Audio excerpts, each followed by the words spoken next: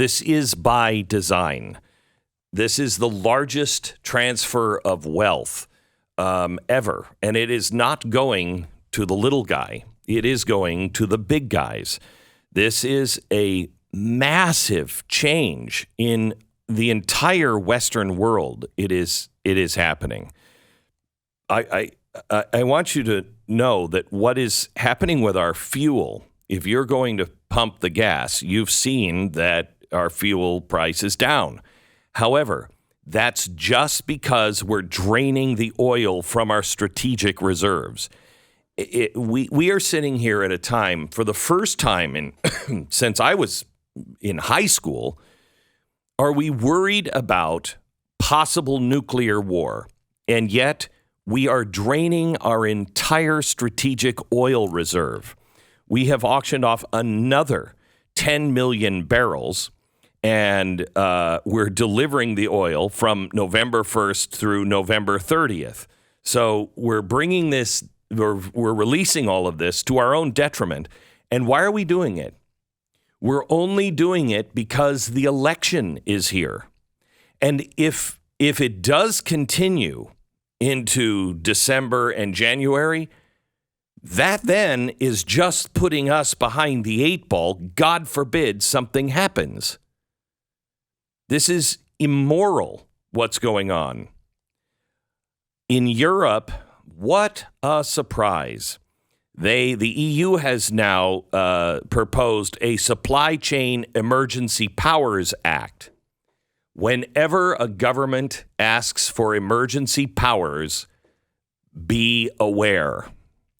The companies now in Europe are going to be made to prioritize production of key products and stockpile goods under draft EU rules that would give Brussels emergency power to tackle supply chain crisis. Is your solution more government? If your solution is more government and more emergency powers, then by definition, you are on the fascistic side. If you believe in the free market, if you believe in the average person and reducing the burden on the average person from a federal government, then you are not on the fascistic side. They're saying, listen to this, we need new tools that allow us to act fast and collectively at whatever kind of risk we might face. Okay, that's good. Sure. Now what's happening? Because of not the war, but because of the Paris Accords, France and all of Europe started going to green energy, renewable energy. It is not stable, nor can it produce the amount of energy that is needed. Then you add one crisis on top. One. You don't have a secure life if you are only based on one source. If you only have, there's no backup for your entire life. You're in trouble. You're in real trouble. Right now, they are shutting factories down. And they're shutting these factories down because they can't afford the fuel to keep them running. And there's a great story from Yahoo Finance today. Firewood is the new gold. The new gold. What? Firewood. Right now, countries in Europe are facing a very, very cold winter, the possibility of no energy. So theft and firewood are the two biggest things right now. People are being broken into. Their houses are being broken into. People are stealing whatever they can. And people who are trying to survive are just holding on to firewood. The energy prices in Europe have climbed as much as 1,000%. 1,000%. Now, if the people in charge of the EU actually cared, they would see what a disaster the Paris Accords have been, and they would back away. But they're not. Right now, as they're asking for emergency powers, the EU is upgrading its commitment to the Paris Agreement climate target. So they're saying we're going to reach it even faster than promised. What does this mean for us?